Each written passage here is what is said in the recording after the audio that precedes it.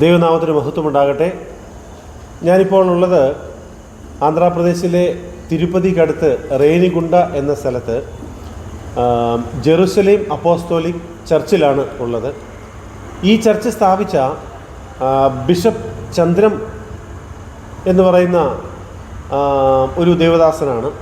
അദ്ദേഹം ഈ അടുത്ത ഏരിയകളിൽ വളരെ പ്രശസ്തനും പ്രഗത്ഭനുമായിട്ടുള്ള ദേവദാസനായിരുന്നു. അദ്ദേഹം ഏതാണ്ട് 3-4 വർഷങ്ങൾക്ക് മുമ്പ് ഈ ലോകത്തിലെ അദ്ദേഹത്തിൻ്റെ യാത്ര അവസാനിപ്പിച്ച് ദൈവസന്നിധിയിലേക്ക് കടന്നുപോയി. അദ്ദേഹത്തിൻ്റെ പ്രിയപ്പെട്ട ഭാര്യ അമ്മച്ചിയാണ് നമ്മളോടൊപ്പം ഉള്ളത്. അദ്ദേഹത്തിൻ്റെ അനുഭവങ്ങൾ വളരെ തീവ്രമായിട്ടുള്ള അനുഭവങ്ങളായിരുന്നു. സുവിശേഷത്തിന് വേണ്ടി ശക്തമായി നിലകൊള്ളുകയും അനേക ആയിരങ്ങളെ കർത്താവിന് വേണ്ടി ആദായപ്പെടുത്തുകയും ചെയ്തൊരു വ്യക്തിയാണ്. അദ്ദേഹത്തിൻ്റെ ഭാര്യയായിട്ടുള്ള కర్తావిని దాసి ప్రియപ്പെട്ട అమ్మచ్చి ചില అనుభవങ്ങൾ നമ്മളോട് పങ്കുవెക്കും. అమ్మచ్చి వందనాలు. ఒకసారి మీ పేరు, ఎక్కడ పుట్టారు, అమ్మ నాన్న కుటుంబం గురించి ఒకసారి చెప్పండి. கர்த்தருடைய பரிசுத்த நாமத்துக்கு மகிமை உண்டாகட்டும். நாங்கள் மெட்ராஸ் பகுதியில் ரெட் ஹில்ஸ் அங்கே பிறந்தோம். அங்கே பிறந்து அங்கே வாழ்ந்து വന്നோം. ജനിച്ചത് നിങ്ങൾ തമിഴിലാണ് സംസാരിക്കുന്നത്. നിങ്ങൾക്ക് മനസ്സിലായിട്ടുണ്ടാവുമെന്ന് വിചാരിക്കുന്നു. മദ്രാസിലാണ് അമ്മച്ചി ജനിച്ചത്. അവിടെ തന്നെയാണ് വളർന്നത്. Red hills. റെഡ് ഹിൽസ്, അതെ. അങ്ങിരുന്ന് എന്നെ ഇങ്ങ കൊടുത്താങ്ക. അവിടെ നിന്നാണ് ഈ ആന്ധ്രാപ്രദേശിലേക്ക് വിവാഹം ചെയ്ത് അയക്കപ്പെട്ടത്. അങ്ങ് ഹിന്ദുങ്ങ്. അവിടെ നിന്ന് ഇവിടേക്ക് വിവാഹം കഴിച്ചതിന് ശേഷമാണ് ഈ ആന്ധ്രാപ്രദേശിൽ തിരുപ്പതി ഈ റെനിഗുണ്ട ഏരിയയിലേക്ക് അമ്മച്ചി കടന്നു വന്നത്. நாங்கள் பக்கா இந்துவில் இருந்தோம். கிறிஸ்தவர்கள்ன்ட்டு எங்களுக்கு தெரியாது. പൂർണ്ണമായിട്ടും ഒരു ഹിന്ദു മതാചാര പ്രകാരം ജനിച്ചതുകൊണ്ടും ജീവിച്ചതുകൊണ്ടും യേശുവിനെ കുറിച്ചുള്ള യാതൊരുവിധമായ കാര്യങ്ങളും അറിയില്ലായിരുന്നു. மெட்ராஸில் இருந்து இந்த இடத்துல கொடுத்து எனக்கு திருமணம் ஆச்சு. അതായത് മദ്രാസിൽ നിന്ന് ഇവിടേക്ക് വിവാഹം കഴിക്കുവാൻ തീരുമാനമായി. എங்கள் വീട്ടുകാർ ഡ്രൈവർ. അതായത് അമ്മച്ചിയുടെ ഭർത്താവ് ഒരു ഡ്രൈവർ, അതായത് ഞാൻ മുമ്പേ പറഞ്ഞ അദ്ദേഹം ഒരു ഡ്രൈവറായിരുന്നു. തിരുമണമായി നല്ല വാഴ്ന്നു കൊണ്ട് വന്നോ. അതുപോലെ നല്ല രീതിയിൽ വിവാഹം കഴിഞ്ഞതിന് ശേഷമായിട്ട് നല്ല രീതിയിൽ തൻ്റെ ജോലിയുമായിട്ട് മുൻപോട്ട് പോവുകയായിരുന്നു. எங்கள் வீட்டுக்காரு குடிப்பாருங்க. நான் இயேசு சாமின்னா எங்களுக்கு தெரியாது. பெரிய மகன் பிறந்தான். பெரிய மகன் பிறந்த பிற்பாடு நாங்கள் நல்லாவே இருந்தோம். ரெண்டாவது மகன் பிறந்தான். ரெண்டாவது மகன் பிறந்து 3-4 தான் எனக்கு தெரியும். அப்புறமா எனக்கு தெரியாது. மென்டல் അറ്റാച്ച് ആச்சு. അപ്പം അമ്മച്ചിയുടെ ഭർത്താവായിട്ട് ഞാൻ മുമ്പേ പറഞ്ഞ അദ്ദേഹം അല്പം മദ്യപാനം ഒക്കെ ചെയ്യുമായിരുന്നു. ആദ്യത്തെ ഒരു മകൻ ജനിച്ചു, കുഴപ്പമൊന്നുമില്ലായിരുന്നു. രണ്ടാമത്തെ ഒരു മകൻ ജനിച്ചതിന് ശേഷമായിട്ട് ആ മകൻ ജനിച്ചതിന് ശേഷം ഒരു 3-4 ദിവസങ്ങൾ എന്താണ് സംഭവിച്ചെന്നറിയില്ല. ഒരു മാനസികമായിട്ടുള്ള മെൻ്റൽ എന്നൊക്കെ നമ്മൾ പറയുന്നത് പോലെ ഒരവസ്ഥയിലേക്ക് അമ്മച്ചി കടന്നുപോയി. மென்டலாக இருந்து ஹாஸ்பிட்டலில் சேர்த்து குணமாகலை. ആശുപത്രിയിൽ കൊണ്ടുപോയെങ്കിലും ആശുപത്രിയിൽ ചികിത്സകൾ ലഭിച്ചെങ്കിലും യാതൊരുവിധമായിരിക്കുന്ന സൗഖ്യവും കിട്ടിയില്ല. ഞാൻ മരണത്തുക്കുള്ള കടന്നു പോണേ. മരണത്തിൻ്റെ പാതയിലൂടെ, മരണത്തിൻ്റെ താഴ്വരയിലൂടെ കടന്നു പോകുന്ന ഒരു അനുഭവമായിരുന്നു ഉണ്ടായിരുന്നത്. இந்த இடத்துல ஒரு ஊழியக்காரர் லூத்ரன் சர்ச் பாஸ்டர் விக்டர். ഇവിടെ ഒരു ലൂഥറൻ ചർച്ചിലെ ഒരു പാസ്റ്റർ, അദ്ദേഹത്തിൻ്റെ പേര് വിക്ടർ എന്നാണ്, ഉണ്ടായിരുന്നു. அவர் வந்து மரணப்படிக்கல இருந்த என்னைக்கு പ്രാർത്ഥന பண்ணார். ആ ഒരു വിക്ടർ എന്ന് പറയുന്ന ദേവദാസൻ ഇവിടെ വന്ന് മരണത്തെ മുഖാമുഖമായി കണ്ടുകൊണ്ടിരുന്ന, മരണത്തിൻ്റെ താഴ്വരയിലേക്ക് പോയിക്കൊണ്ടിരുന്ന പ്രിയപ്പെട്ട അമ്മച്ചിക്ക് വേണ്ടി പ്രാർത്ഥിക്കുവാനിടയായി തീർന്നു. அப்பொழுது எங்கள் வீட்டுக்காரர் ഫുള്ള് തണ്ണി കുടിച്ചിരുந்தார். അപ്പോഴും അമ്മച്ചിയുടെ ഭർത്താവ് പൂർണ്ണമായിട്ടും മദ്യപാനത്തിൻ്റെ അടിമത്തത്തിലായിരുന്നു.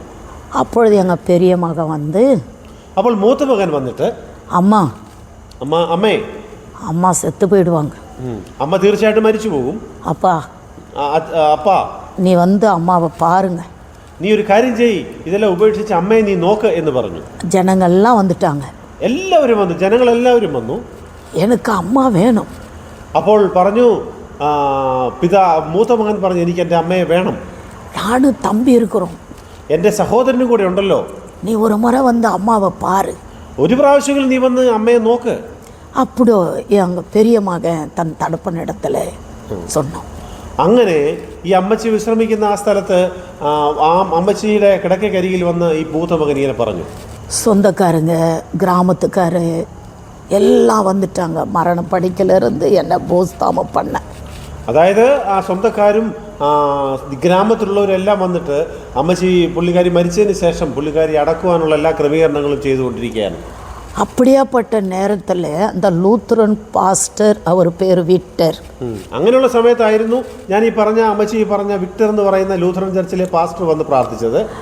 அவர் சொன்ன வார்த்தை என்னன்னா, ஐயா நீங்கள் இயேசு சாமி ஏற்றுங்க. லாஜருன்னு ஒருத்தர் மரித்து 4 நாள் பொறுத்து இயேசு சாமி உயிரோடு எழுப்பினார். உங்கள் மனைவியை எழுப்புவார், நீங்கள் நம்புங்க. ആ ലൂഥറൻ ചർച്ചിലെ വിക്ടർ പാസ്റ്റർ വന്ന് പറഞ്ഞ ഒരേ ഒരു കാര്യമാണ്, അയ്യാ നിങ്ങൾക്കൊരു കാര്യം അറിയാമോ, കർത്താവായ യേശു ക്രിസ്തു ജീവിച്ചിരുന്ന സമയത്ത് ലാസർ എന്ന് പറയുന്ന ഒരു മനുഷ്യനെ അദ്ദേഹം മരണത്തിൽ നിന്നും ഉയർപ്പിച്ചു. ആ യേശു ക്രിസ്തു ഇന്നും ജീവനുള്ള ദൈവമായി ജീവിക്കുന്നു. നിങ്ങളൊരു തീരുമാനിച്ചാൽ, നിങ്ങളുടെ വിശ്വാസം യേശുവിൽ അർപ്പിച്ചാൽ തീർച്ചയായിട്ടും ഈ മരണത്തിൻ്റെ അവസ്ഥയിൽ നിന്നും കർത്താവ് പ്രിയ സഹോദരിയെ ജീവനോടെ തിരിച്ചു കൊണ്ടുവരുവാൻ ശക്തനാണ് എന്നുള്ള ഒരു വലിയ സാക്ഷ്യം ആ പാസ്റ്റർ വിക്ടർ പറയുകയുണ്ടായി. அப்புறம் எங்கள் வீட்டுக்காரர் அந்த பாஸ்டர் கேட்டாரா, நான் எப்படி இயேசு சாமியை கும்பிடுறது, எப்படி வேண்டுதலை செய்கிறது எனக்கு தெரியாது. അപ്പോൾ പ്രിയ അമ്മച്ചിയുടെ ഭർത്താവായിരിക്കുന്ന അദ്ദേഹം പറഞ്ഞു, ഞാൻ എങ്ങനെയാണ് യേശുവിനോട് സംസാരിക്കേണ്ടത്, എങ്ങനെയാണ് യേശുവിനോട് പ്രാർത്ഥിക്കേണ്ടത്, എനിക്കറിയില്ലല്ലോ എന്ന് പറയുകയാണ്. அப்போ அந்த ஐயா சொன்னாரா, അപ്പോൾ ആ പാസ്റ്റർ പറഞ്ഞു, ஐயா முட்டி போடுங்க, இயேசு சாமி என் மனைவியை காப்பாற்றுங்க. അപ്പോൾ തീർച്ചയായിട്ടും മുട്ടുകുത്തി ദൈവസന്നിധിയിൽ പ്രാർത്ഥിക്ക്, നിങ്ങളുടെ ഹൃദയം തുറന്ന് പ്രാർത്ഥിക്ക്, അപ്പോൾ നമ്മൾ ചെയ്യുന്ന പ്രാർത്ഥന ആ ദൈവം കേൾക്കും എന്ന് പറഞ്ഞു. உங்கள் மனைவி நல்லாயிடுவாங்க, നിങ്ങളുടെ പ്രാർത്ഥന കൃത്യമായിട്ടും ദൈവം കേൾക്കുമെന്ന് പറഞ്ഞു. நீங்கள் இயேசு சாமியை ஏற்றுங்க. നിങ്ങൾ തീർച്ചയായിട്ടും യേശുവിനെ സ്വീകരിച്ചാൽ സ്വീകരിപ്പാനിടയായി തീരുമെന്ന് പറഞ്ഞു. என் மேலே 5 மாதமாக வஸ்திரம் இல்லை. അതായത് അമ്മച്ചിയുടെ ശരീരത്തിൽ 5 മാസമായിട്ട് വസ്ത്രം ധരിക്കാൻ കഴിയാത്തൊരവസ്ഥയാണ്. யார் வீட்டுக்காரு, யார் பிள்ளைங்க, யார் கிராமம்னு அப்பா அம்மா தெரியாமல் இருந்தேன். അപ്പോൾ ആ 5 മാസമായിട്ട് ആരാണ് ഗ്രാമത്തിലുള്ളവർ, ആരാണ് ബന്ധുക്കൾ, ആരാണ് മക്കൾ, ആരാണ് ഭർത്താവ്, അങ്ങനെ ഒന്നും അറിയാത്ത ഒരവസ്ഥയിലായിരുന്നു. സ്തോത്രം. அப்பொழுது அந்த ஜெபத்தை ஆண்டவர் கேட்டு என்னை சுகமாக்கினார். എന്നാൽ ആ പ്രാർത്ഥന കേട്ടുകൊണ്ട് കർത്താവ് പ്രിയപ്പെട്ട മാതാവിനെ അന്ന് അപ്പോൾ തന്നെ സൗഖ്യമാക്കി. அப்பொழுது நான் கொஞ்சம் கொஞ்சமாக தேவாலயத்துக்கு போக ஆரம்பித்தேன். അങ്ങനെ ചെറുതായിട്ട് ദേവാലയത്തിലേക്ക് പോകുവാൻ വേണ്ടി ആരംഭിച്ചു. எனக்கு நிறைய பேர் நீ இயேசு சாமி ஏற்றுக்கமா, உங்கள் வீட்டுக்காரர் മാറുവാർ. അപ്പോൾ ഒരു കാര്യം ദേവദാസന്മാരും പാസ്റ്റർമാരും ഒക്കെ പറയാൻ തുടങ്ങി, നിങ്ങൾ തുടർച്ചയായിട്ട് പ്രാർത്ഥിക്കുകയാണെങ്കിൽ തീർച്ചയായിട്ടും കർത്താവായിരിക്കുന്ന യേശു ക്രിസ്തു നിങ്ങളുടെ കുടുംബക്കാരനെ, നിങ്ങളുടെ ഭർത്താവിനെ തീർച്ചയായിട്ടും മാറ്റും എന്ന് അവർ ഉറപ്പ് പറയുവാൻ തുടങ്ങി. நாங்கள் கொஞ்சம் கொஞ்சமாக லூத்ரன் சர்ச்சுக்கு போக ஆரம்பித்தேன். അങ്ങനെ ലൂഥറൻ ചർച്ചിലേക്ക് പോകുവാൻ പയ്യെ ലൂഥറൻ ചർച്ചിലെ പ്രവർത്തനങ്ങളിൽ അല്ലെങ്കിൽ അവിടെ പള്ളിയിലേക്ക് ആരാധനകളിലേക്കൊക്കെ പോകാൻ തുടങ്ങി. 3வது முறை பாப்பா பிறந்தா. ஒரு അതിനുശേഷമായിട്ട് 3ാമതൊരു കുട്ടി കൂടെ ഉണ്ടായി. குழந்தை பிறந்தா, பொட்டப்புள்ள. பிறந்த பிற்பாடு நாங்கள் ஆண்டவரை முழுமையாக ஏற்றுக்கொண்டு ஞானஸ்தானம் பெற்றோம். അങ്ങനെ 3ാമത് ഒരു പെൺകുഞ്ഞ് ജനിച്ചതിന് ശേഷമായിട്ട് ആ പെൺകുഞ്ഞിനെ സ്നാനപ്പെടുത്തുവാൻ ഇടയായി തീർന്നു. அப்பொழுது கூட எங்கள் வீட்டுக்காரு മാർപ്പ് വരല. അപ്പോഴും അമ്മച്ചിയുടെ ഭർത്താവ് എന്ന് പറയുന്ന അദ്ദേഹത്തിന് ഒരു മാറ്റവും വന്നില്ല. മാറ്റം വന്നില്ല. കുടി. അപ്പോഴും ഭയങ്കര കുടിയാണ്, പ്രശ്ന, ഭയങ്കര പ്രശ്നങ്ങളാണ് ഉണ്ടാക്കുന്നത്. ഒരു നാളും ഞാൻ സന്തോഷമാ വാഴല. ഒരു ദിവസം കൂടി കുടുംബത്തിൽ സന്തോഷമില്ല, നിമ്മതിയില്ല, ഒരു സന്തോഷവും സമാധാനവും ഇല്ല. അത് അപ്പടി ഇരിക്കട്ടും, അതങ്ങനെ ഇരിക്കട്ടെ. സാപ്പാട്ടുക്ക് ரொம்ப കഷ്ടപ്പെട്ടെ. ആ ദിവസങ്ങളിൽ ആഹാരം കഴിക്കുവാൻ വേണ്ടി വളരെയധികം ബുദ്ധിമുട്ടിയ ദിവസങ്ങളുണ്ട്. വസ്ത്രത്തിക്ക് കഷ്ടപ്പെട്ട്, വസ്ത്രമില്ലാത്ത ദിവസങ്ങളുണ്ടായിരുന്നു. അമ്മ വീട് ഏഴ്, അമ്മയുടെ വീട് അടുത്തുണ്ടായിരുന്നു. പുരുഷ വീട് ഏഴ്, അവിടെ അടുത്ത് തന്നെയാണ് അദ്ദേഹത്തിന്റെ വീട്. വീട്ടുക്ക് പിച്ചെടുത്ത് സാപ്പിട്ടു. അപ്പോൾ എന്ത് ചെയ്തു? ഓരോ വീടുകളും കയറി ഇറങ്ങി ഭിക്ഷ യാചിക്കുന്നത് പോലെ ആഹാര സാധനങ്ങൾ വാങ്ങി കഴിച്ചുകൊണ്ടിരുന്നൊരു ദിവസമുണ്ടായിരുന്നു. വീട്ടുകാര് റെയിൽവേ വേല ഡ്രൈവര്, ഭർത്താവ് വീട്ടിലെ റെയിൽവേ ഡ്രൈവറാണ്. വീട്ടുകാർക്ക് അപ്പാ ഡ്രൈവര്, ഭർത്താവിൻ്റെ അപ്പൻ ഡ്രൈവറാണ്. തമ്പി அவங்க கூலி வேலை செய்கிறவங்க, അദ്ദേഹത്തിൻ്റെ സഹോദരൻ കൂലിപ്പണികളൊക്കെ ചെയ്യുന്നുണ്ട്. அப்படி இருக்கும்போது അങ്ങനെയൊക്കെ ഇരിക്കുമ്പോൾ തന്നെയും நான் ஆண்டவராக இருக்கிற இயேசு கிறிஸ்துவே எனக்கு நிறைய பேர் சொன்னாங்க. അപ്പോൾ എല്ലാവരും ഉണ്ടെങ്കിൽ കർത്താവായിരിക്കുന്ന യേശു ക്രിസ്തു എനിക്ക് എല്ലാവരെയും തന്നിട്ടുണ്ട്. അമ്മ നിങ്ങൾ യേശു സ്വാമി ഏത്തുங்க. അപ്പോൾ ഒരു കാര്യം പറഞ്ഞു, അമ്മേ നിങ്ങൾ മാതാവേ സഹോദരി നിങ്ങൾ യേശു ക്രിസ്തുവിനെ സ്വീകരിക്കണം, യേശു ക്രിസ്തു തീർച്ചയായിട്ടും നിങ്ങളുടെ ജീവിതത്തെ മാറ്റും എന്ന് പറഞ്ഞു. നിങ്ങൾ ലൂത്രൻ ചർച്ചയ്ക്ക് പോവാதீங்க, നിങ്ങൾ ലൂഥറൻ ചർച്ചിൽ പോകേണ്ട കാര്യമില്ല, ഒരു ആവിക്കുரிய സഭയ്ക്ക് വാങ്ങ, ഒരു പരിശുദ്ധാത്മ ശക്തിയാൽ നിറഞ്ഞ ഒരു സഭയിലേക്ക് നിങ്ങൾ പോകണം. அப்பொழுது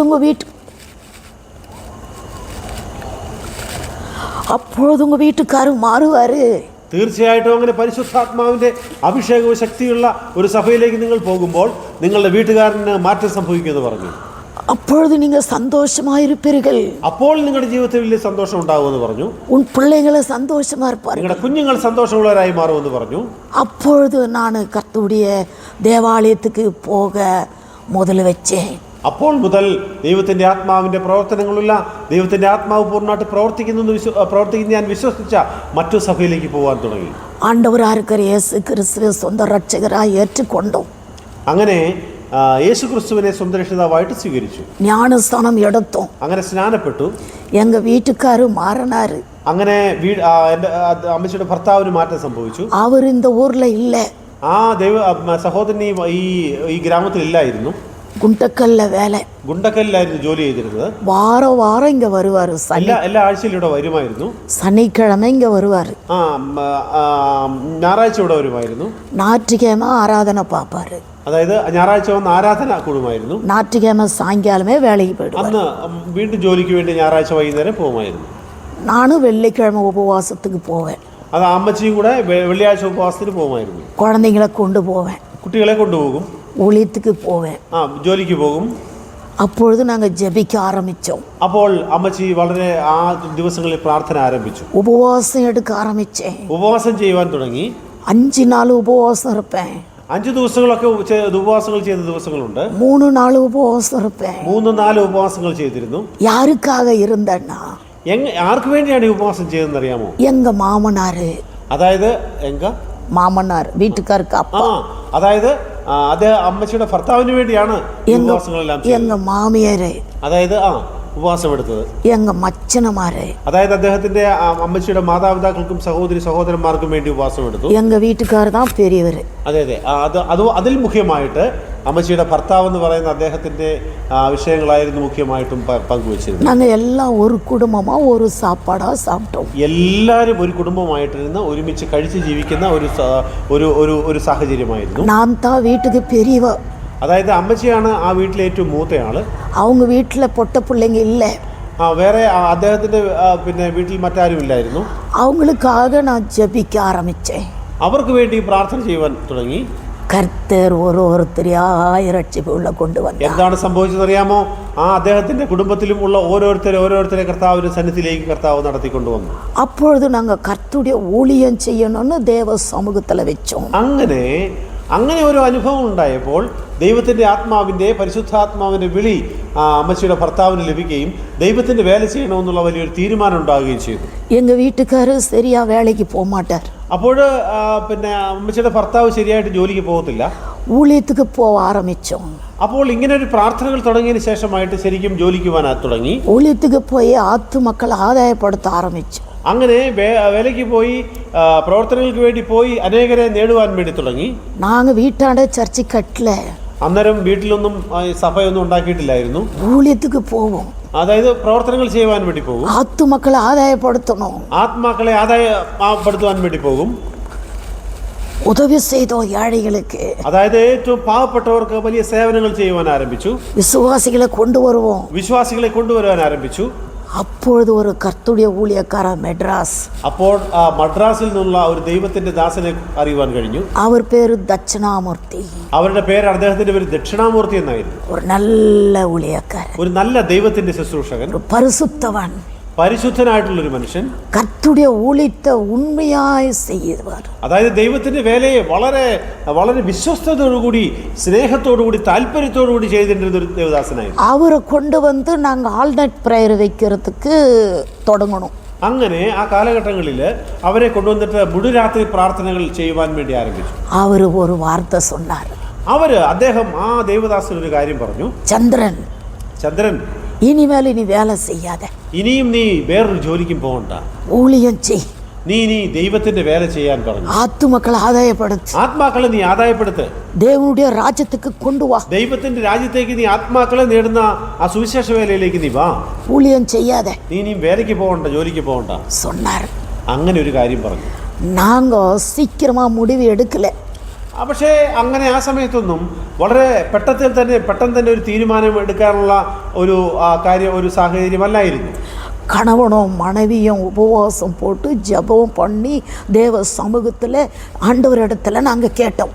അതായത് പെട്ടെന്നൊരു തീരുമാനം സ്വന്തമായിട്ട് എടുക്കാതെ ഉപവാസത്താലും പ്രാർത്ഥനയാലും ദൈവസന്നിധിയിൽ ഇരുന്നുകൊണ്ട് ദൈവത്തിൻ്റെ ഹിതം അനുസരിച്ച്, ദൈവത്തിൻ്റെ ഹിതം മനസ്സിലാക്കിക്കൊണ്ടൊരു തീരുമാനം എടുക്കാനാണ് ഇവരെ കുടുംബമായിട്ട് ആലോചിച്ചത്.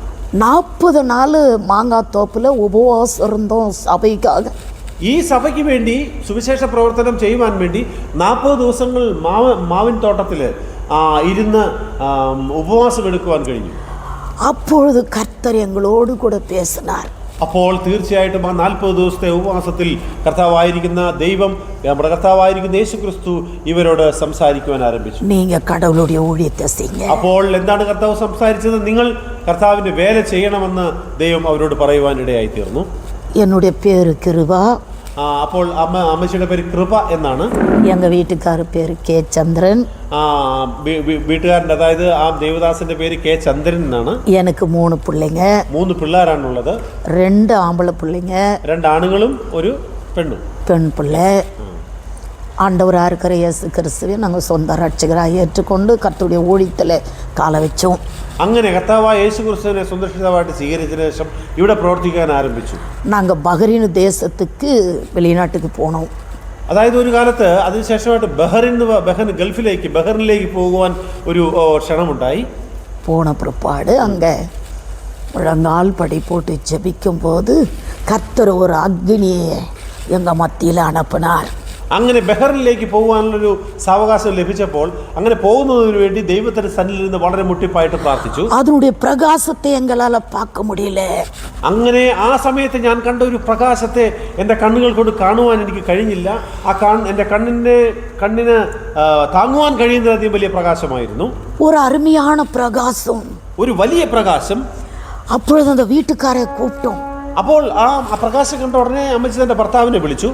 ஐயா அந்த பிரகாசத்தை பாருங்க. അതോ പറഞ്ഞു, ചേട്ടാ ഈ പ്രകാശത്തെ, ഈ വലിയ പ്രകാശം ഒന്ന് നോക്കിക്കേ. உண்மையா சொல்றேன், அவங்க அந்த கண்ணுல பார்க்க முடியாம கீழே விழுந்தாங்க. അത് നോക്ക്, വലിയൊരു പ്രകാശമാണ്. നമ്മുടെ കണ്ണുകൾ കൊണ്ട് കണ്ടാൽ കണ്ണിന് താങ്ങാൻ കഴിയാത്തൊരു വലിയ പ്രകാശമാണ് ആ കാണുന്നതെന്ന് പറഞ്ഞു. அப்ப நாங்கள் கணவனும் மனைவியும் கரங்களை பிடித்து ஜெபித்தோம். അപ്പോൾ ഭാര്യയും ഭർത്താവും കൈകൾ പിടിച്ചുകൊണ്ട് പ്രാർത്ഥിച്ചു. இனிமேல் கர்த்தருடைய ஊழியத்தை செய்யணும், ഇനി മുതൽ കർത്താവിന്റെ വേല ചെയ്യണമെന്ന് പറഞ്ഞു, തീരുമാനിച്ചു. അതോട്ടിലിருந்து കർത്തരുடைய ஊழியத்தை செய்து கொண்டு வந்தோம். അങ്ങനെ തൊട്ട് അന്നേരം മുതൽ കർത്താവിന്റെ വേല ചെയ്തുകൊണ്ട് വരികയാണ്. തർവാത്ത ബഹ്റിനിലേക്ക് വെള്ളേറാ வந்துட்டோம். 1 மாதம் வந்துட்டோம். അങ്ങനെ ബഹ്റിനിലേക്ക് പോയിട്ട് തിരിച്ചു വന്നു. நிறைய ஊழியக்காரங்க எங்கள் இடத்துல வந்தாங்க. അപ്പോൾ ധാരാളം സുവിശേഷ വേലക്കാർ ഇവരുടെ അടുത്തേക്ക് വന്നു. நாங்கள் போல ஊழியக்கார தேட. അങ്ങനെ ഒരു ദൈവവേലക്കാരെ അന്വേഷിച്ചു പോയില്ല. അവരൊക്കെ പലരും ദേവദാസൻ ചന്ദ്രത്തിന്റെ അടുക്കിലേക്ക് വരികയായിരുന്നു. ஊழியக்கார വളർത്തും. അവരെല്ലാം കൊണ്ടുവന്ന് ഇവിടെ പോഷിപ്പിച്ചു. അപ്പമ്മ ഇല്ല, അച്ഛനും അമ്മയും ഇല്ലാത്തവരെ, ഒരു അനാഥിക വന്നാங்க. അനാഥകളെ வளர்த்தேன். അവരെല്ലാം വളർത്തുന്ന ഒരു മാതാവായി തീർന്നു. சபை பிள்ளைகளை கொடுத்து திருமணம் பண்ணேன். അങ്ങനെ സഭയിലുള്ള വിശ്വാസികളെ ശുശ്രൂഷിക്കാനിടയായി തീർന്നു. ஒரு வீடு எடுத்து வாடிக்கை வச்சேன். അതുപോലെ വാടകയ്ക്ക് എടുത്തിട്ട് ആ വീട്ടിൽ ആൾക്കാരെ വെച്ചുകൊണ്ട് താമസിപ്പിച്ചുകൊണ്ട് വലിയ പ്രവർത്തനങ്ങൾ ചെയ്തു. நாங்கள் அநேக கிராமத்துக்கு போய் ஊழியம் செய்து செடி கீழே மரத்து கீழே ஒரு டென்ட் போட்டு கர்த்தருடைய ஊழியத்தை செய்து கொண்டு வந்து ஊழியக்காரங்க வந்த பிற்பாடு அந்த கிராமத்தில் கொண்டு போய் வச்சேன். അങ്ങനെ ഓരോ ഗ്രാമങ്ങളിലും ചെന്ന് സ്ഥലമില്ലാതെ മരത്തിന്റെ കീഴിൽ ചെറിയ ടെന്റുകൾ കെട്ടി അന്ന് ആരാധനകളും പ്രാർത്ഥനകളും നടത്തി മറ്റു ശുശ്രൂഷകന്മാർക്ക് ട്രെയിനിങ് കൊടുത്ത് അവരെ ആ ഗ്രാമങ്ങളിലേക്ക് പറഞ്ഞു വിട്ടു. அவர்கள் பைபிள் ட்ரைனிங்க்கு போல. അവരാരും ബൈബിൾ ട്രെയിനിങ്ങിന് വേണ്ടി പോയിട്ടില്ല. எங்களுடைய வீட்டுக்காரருடைய பாதத்தில் உட்கார்ந்து கற்றுக்கொண்டு சட்டி விட்டு வாங்கி கொண்டு கர்த்தருடைய ஊழியத்தை செய்து அந்த அருமையான ஊழியக்கார பிள்ளைங்களை கர்த்தர் எழுப்பினார். അദ്ദേഹത്തിന്റെ ദേവദാസൻ ചന്ദ്രത്തിന്റെ പാദങ്ങളിലിരുന്ന് ദൈവത്തിന്റെ വചനം പഠിച്ച് അവരൊക്കെ ഗ്രാമങ്ങളിലേക്ക് കടന്നുപോയി ദൈവത്തിന്റെ വേല ചെയ്യാൻ ആരംഭിച്ചു. അനേക ഗ്രാമத்துக்கு പോണേ. അനേക ഗ്രാമങ്ങളിലേക്ക് അവർ പോയിരുന്നു. சாப்பாடு இருக்காது. അത് ചില സമയങ്ങളിൽ ഭക്ഷണമില്ല, വസ്ത്രമില്ല, പാദരക്ഷകൾ இருக்காது. കാലിന് ചെരുപ്പില്ലായിരുന്നു. നടന്ന് കാലിന് ചെരുപ്പ് പോലും ഇല്ലാതെ നടന്നു പോയാണ് അവർ ദൈവത്തിന്റെ വചനം അറിയിച്ചത്. മക്കളെ ആദായപ്പെടുത്തുവേ. അവരെ എല്ലാവരും അനേകം വിശ്വാസികളെ അവർ നേടിക്കൊണ്ടിരിക്കുകയായിരുന്നു. നാനും എന്ന വീട്ടുകാരും ദൈവത്തിന്റെ ദാസിയും ദൈവദാസനും തുടർച്ചയായിട്ട് ദൈവത്തിന്റെ ആത്മാക്കളെ നേടിക്കൊണ്ടിരുന്നു. അവരോട് ഇണൈந்து ஊழியம் ചെയ്തേ. അവരോടുകൂടി ചേർന്ന് അവരോടുകൂടി സഹകരിച്ച് ദൈവത്തിന്റെ വേല ചെയ്തുകൊണ്ടിരുന്നു. കണക്ക് കേക്കലേ. അതൊന്നും കണക്ക് പറയേണ്ട കാര്യമല്ലായിരുന്നു.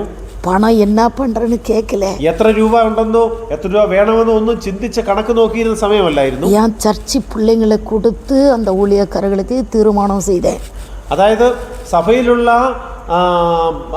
വിശ്വാസികളുമായിട്ട് ചേർന്നുകൊണ്ട് ഈ സുവിശേഷ പ്രവർത്തനങ്ങൾക്ക് വേണ്ടി അവർ തീരുമാനങ്ങൾ ചെയ്തു. இன்னைக்கு நாங்க சபையை கொடுத்தோம். அருமையான ஊழியம் செய்து கணவன் மனைவி பிள்ளைங்க சொந்த இடங்கள் கொடுத்தோம். அதில் தேவாலயத்தை கட்டி இன்னைக்கு ஊழியம் செய்கிறாங்க. അതായത് അവർക്കുള്ള സ്വന്തം സ്ഥലത്ത് തന്നെ ദൈവത്തിന്റെ ആലയം നിർമ്മിച്ച് ഈ ദിവസങ്ങൾ അങ്ങോട്ട് ദൈവത്തിന്റെ വേല ചെയ്യുവാൻ ആരംഭിച്ചു. അനേക ആത്മക്കളെ ഗ്രാമமாக പോയി ഞങ്ങൾ ഊഴിയം ചെയ്തു. അതായത് അനേക ഗ്രാമങ്ങളിലേക്ക് പോയി അനേകരോട് സുവിശേഷം പറയുകയും അനേകരെ കർത്താവിലേക്ക് ആദായപ്പെടുത്തുകയും ചെയ്യുവാൻ പ്രിയപ്പെട്ട ദൈവം സഹായിച്ചു. எங்கள் வீட்டுக்காரு கர்த்தருடைய ஊழியத்தில் காலை வச்சு வைராக்கியமாக ஆண்டவருடைய ஊழியத்தை செஞ்சு வந்தார். അതായത് കർത്താവിന്റെ വലിയൊരു ദാസൻ ധാരാളം ഗ്രാമങ്ങളിലേക്ക് പോയി സുവിശേഷ വേലയിലൂടെ അദ്ദേഹത്തെ ദൈവം ഭരമേൽപ്പിച്ച പ്രവർത്തനങ്ങൾ വളരെ നല്ല രീതിയിൽ ചെയ്യുവാനിടയായി. ഒരിക്കലും പണത്തെ അദ്ദേഹം ആഗ്രഹിച്ചിട്ടില്ല. വീടില്ല ഞങ്ങൾക്ക്. അതായത് ഇവർക്കൊരു വീടില്ല, ഇപ്പോഴും വീടില്ല. ദേവാലയത്തിൽ തന്നെയാണ് താമസിക്കുന്നത്.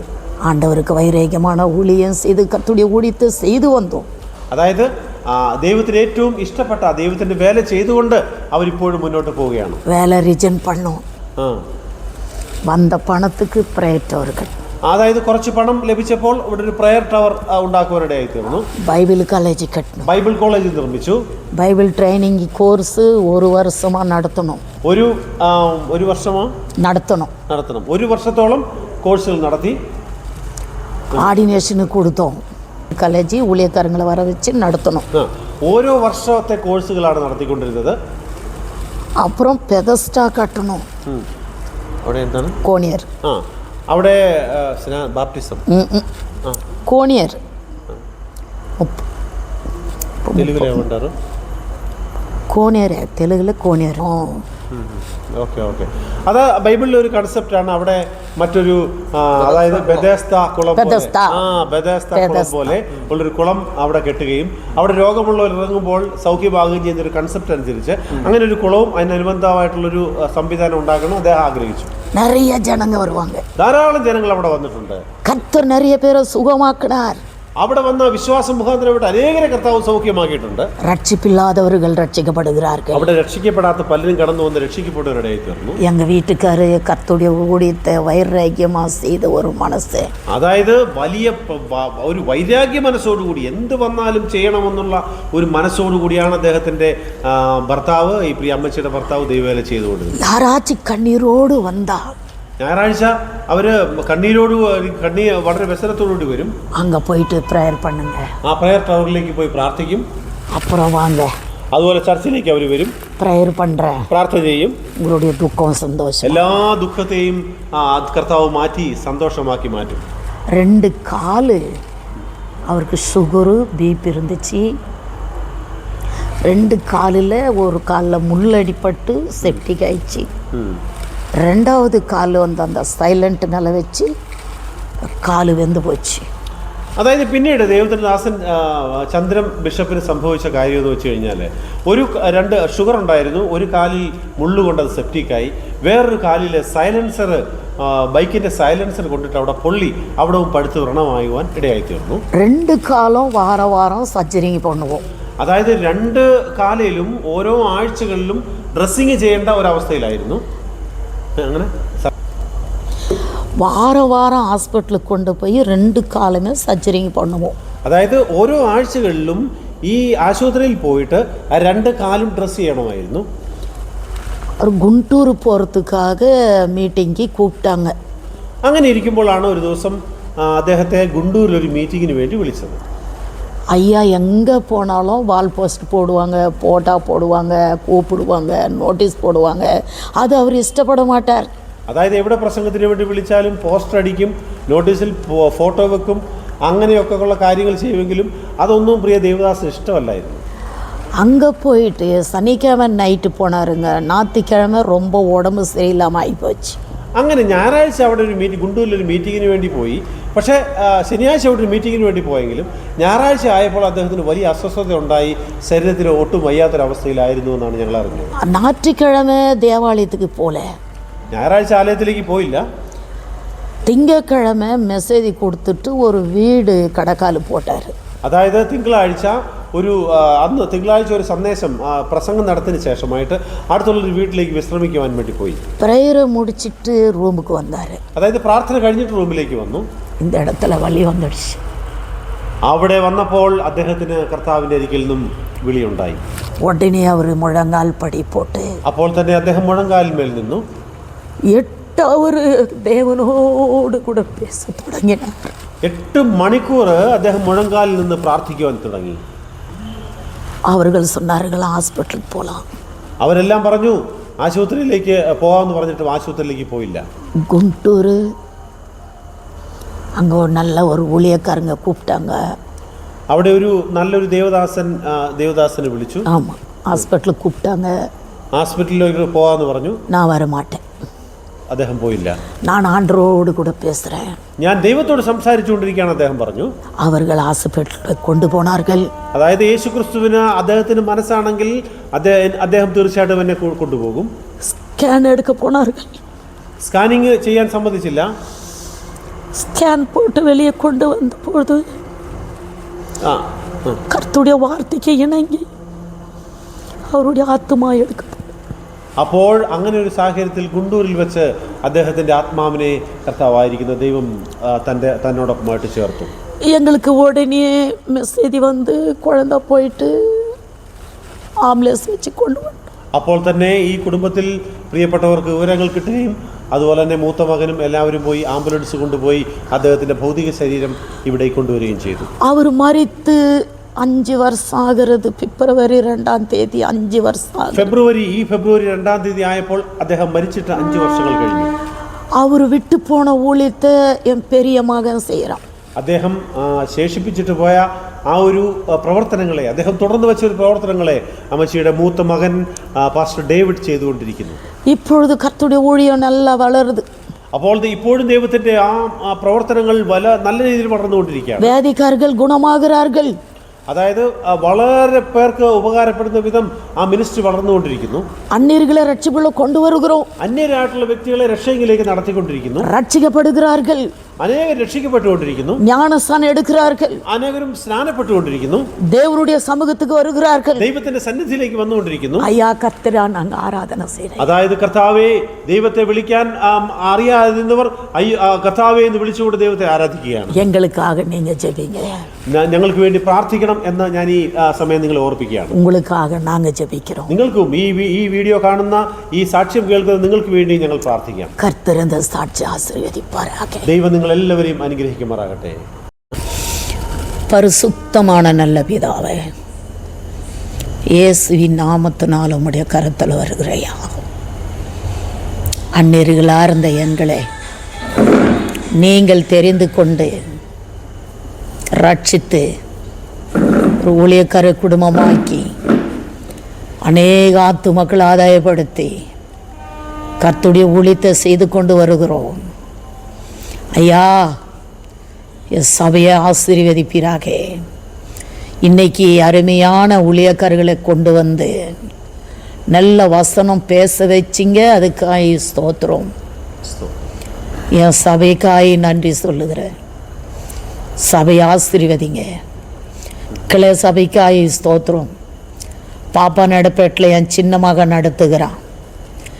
ஏற்பேட்டில் டேவிட்டுடைய மனைவி ஊழியக்காட்சி போய் நடத்துகிறார்கள். அதை ஆசீர்வதிப்பீராக. ஐயா, இன்றைக்கு நான் சொன்ன சாட்சியை அநேகரை கேட்டு டிவி மூலியமாய் ரட்சிக்கப்பட முடியாய் உதவிச்சிங்க. எனக்கு செஞ்ச அற்புதங்கள் அநேக அந்நியர்களுக்கு செய்ய முடியாய் ஜெபிக்கிறையா. உடைய ஊழியக்காரர்களை எடுத்து பயன்படுத்துவீராக. இன்றைக்கு பிரயாணப்பட்டு ஆண்டவரை வங்கோலுக்கு போகிறார்கள் சுவாமி. பத்திரமாய் கொண்டு போய் சேர்த்து கர்த்தருடைய வருகை முட்டும் ஆண்டவருடைய ஊழியத்தை செய்ய முடியா கிருபை செய்யுங்கய்யா.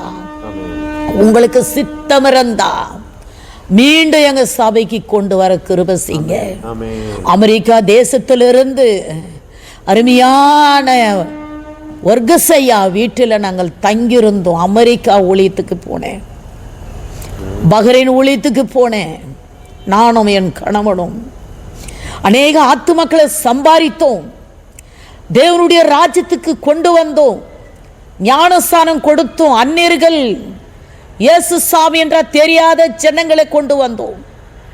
என் சாட்சி உலகம் முழுவதும் போச்சையா. ஜனங்கள் ரட்சிக்கப்பட்டார்கள். ஐயா, நான் ரட்சிக்கப்பட்ட நாளில் இருந்து இப்படியா உட்கார்ந்து நான் சாட்சி டிவி ப்ரோக்ராமுக்கு கொடுக்கல. இன்றைக்கு அந்த வாழ்ப்பை நீங்க கொடுத்ததுக்காய் நன்றி சொல்லுகிறையா. டிவியில் இது ஆண்டவரே டெலேஷன் பண்ணும்போது உடைய தயவு இருக்கட்டும். தொடர்ந்து தேசங்களுக்கு போகட்டும் ஐயா. உடைய ஊழியக்காரர்களை ஆசீர்வதிப்பீராக. இயேசுவின் நாமத்தினாலே ஜெபிக்கிறேன் ஜீவனுள்ள நல்ல பிதாவே. ஆமென்.